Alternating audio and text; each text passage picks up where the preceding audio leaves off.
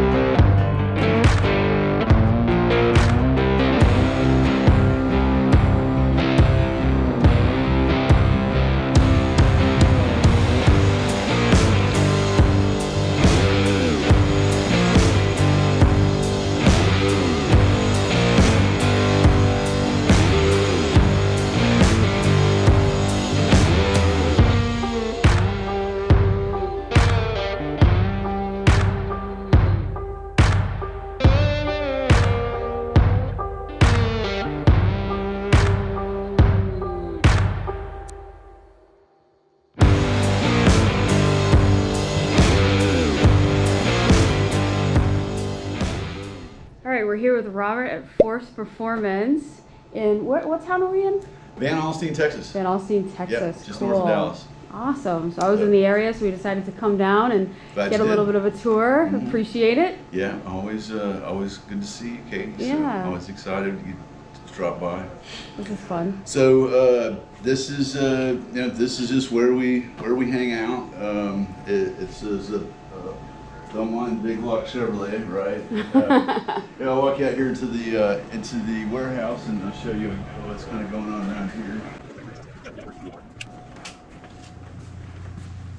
A little warm out here today. It is hot. It is Texas in August, so yes, definitely so. So this is kind of where finished products come and get boxed up. Over there is a foam machine and stuff like that. And the carts for the pickups have already happened today, but normally there's kind of a lot of boxed stuff material there that's ready to ship and go out. And, very cool. Then a big warehouse full of little turbocharger parts. And got some engines. Yeah, that's part of another company that we're involved in that does machine work for that. Cool. And there's Amber. Hey, Amber. No. Hey, Amber. No. And this is just a lot of inventory of compressor covers. This is a lot of zone rotor compressor cover inventory. So cool. A lot of different models of those. There's so many different part numbers for different size wheels. Wow. Different diameter inlets, whether it's 3-inch or 4-inch or 84 millimeter, surge ported or not surge ported. Wow. All different sizes of wheels. And then there's also 5 different castings. So there's X1C through X5C. So that's through like kind of about that big up to kind of GT45 size. Wow, that's cool. So that's a bunch of compressor covers, and this is more journal bearing stuff for Mitsubishi, DSM, and Subaru stuff, Evo stuff, and this is a top secret bullshit project that we just started right here. So you can come around here and check this out. Why? Uh-oh. Yeah, Katie's back. Don't show this off. Yes, this is top secret. This is top secret. So you can't show this until after we show it. But Watch out for the humongous mound of rusty coolant down there. Look underneath. It's it was chunks. oh boy. Okay. Some 4-point hate going on here. 4-point hate. Fell in his lap.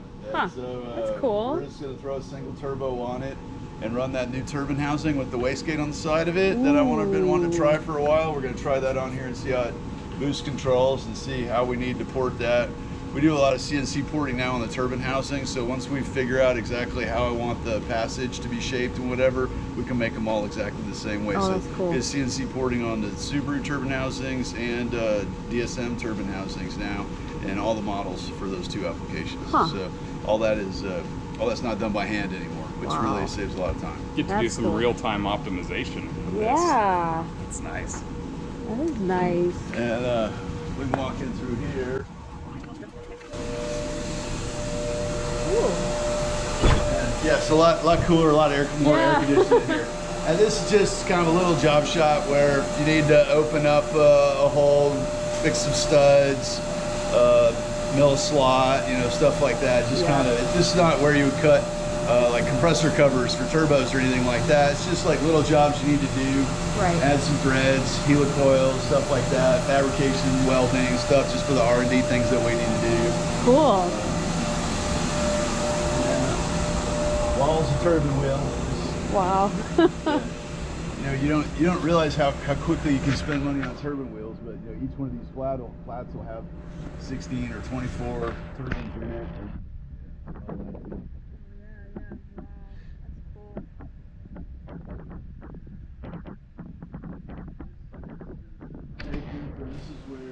Oh, wow.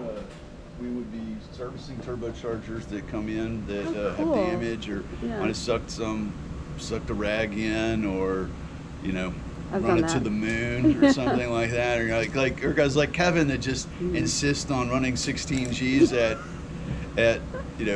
46 G levels. True. So, funny. yeah. Here, this is a neat thing to look at. This is the balancing room here. Ooh. This is where all the high-speed balancing for Oh, cartridges wow. gets done. So, Oh, cool. yeah, so you put a cartridge in here, and it spins up really fast, and it's vibrating. It's indexed off a magnetic pole you put on the nut, and then the machine tells you where you need to remove some material. As you can see, like this last one that came through here, on like quarter G imbalance, all the way up to 100,000 RPM. Wow. That was a really smooth one right there. Wow. They're not all that smooth, but a lot of them are. That is That's cool. what you shoot for. That's Yeah. what you shoot for. So, Very cool. yeah, and then that one does bigger turbos than that Oh. one. So that's for bigger stuff. That's for smaller stuff. Huh. There's a lower speed balancer that you would use to balance like just a shaft or just a compressor wheel prior to building the turbo, and then after you build the turbo and the cartridge is built, then you put it in the high speed balancer and balance it as it's assembled. Gotcha. So you use the slow speed balancer to balance the pieces of the turbo before you build the turbo, and then after the pieces are balanced, pull them all together in high speed balance. That's cool. Very cool. Yeah, it's kind of neat. Like a lot of people, wow, you have compressor wheels. Yeah, we got a lot of compressor wheels. It takes there's so many different parts of it. Crazy. They're everywhere. Compressor wheels. Center sections. Oh my goodness. Yeah, these are already assembled and balanced and ready to be built, ready to be used in turbochargers. That's so cool. So you try to build your cartridges in big batches. You Yeah. might try to build like 25 or 50 of them at a time of one part number, so that you kind of just get to do the same thing over and over again. Yeah. And then balance them, and then they sit here until somebody goes, oh, I want this size housing, and I want this size cover, and I want this actuator, and then you kind of finish them at the Yeah. very end. How cool.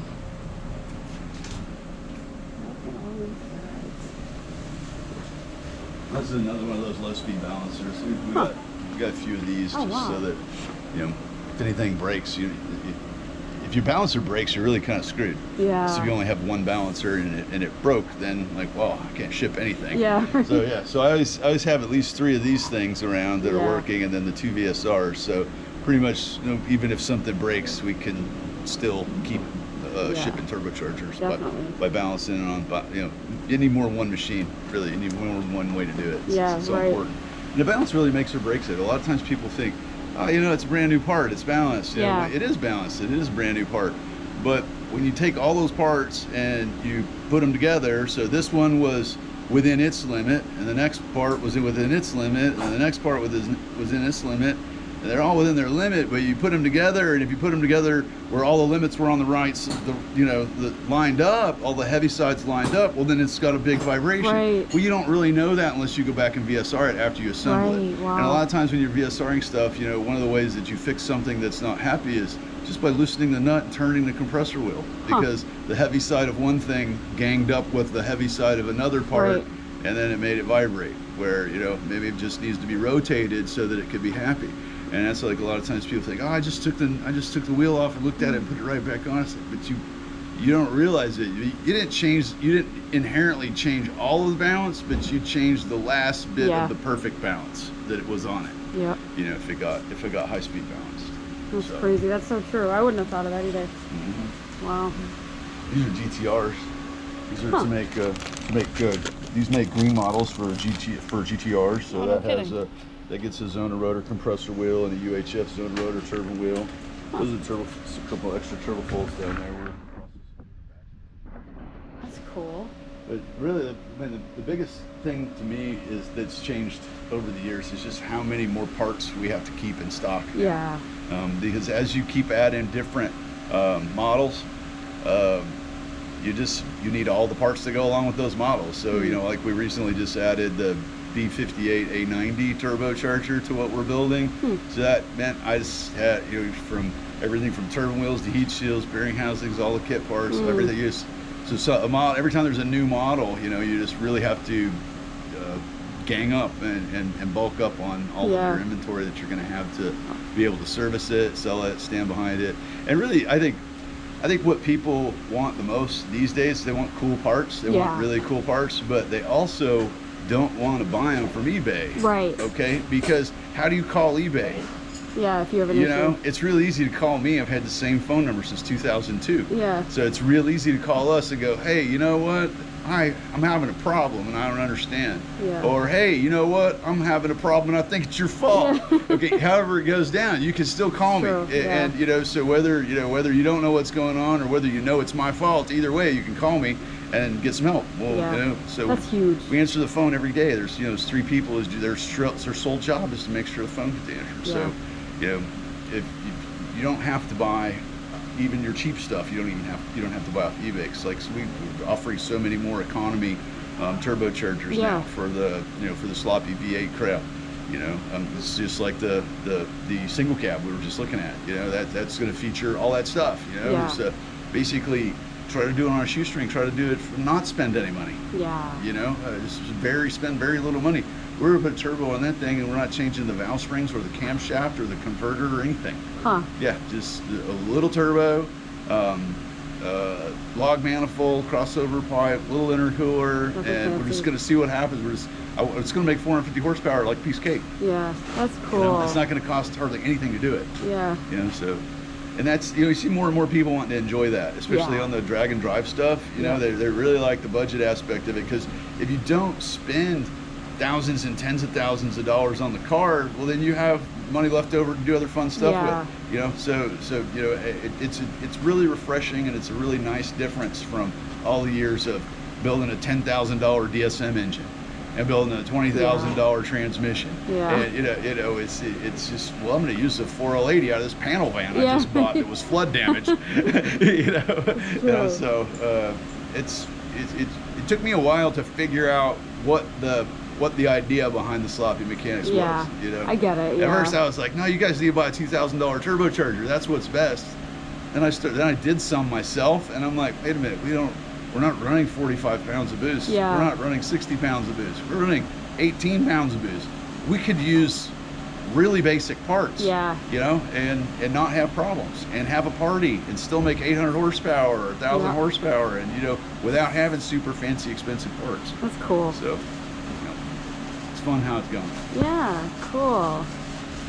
Well, thank you You're welcome. very much for the tour.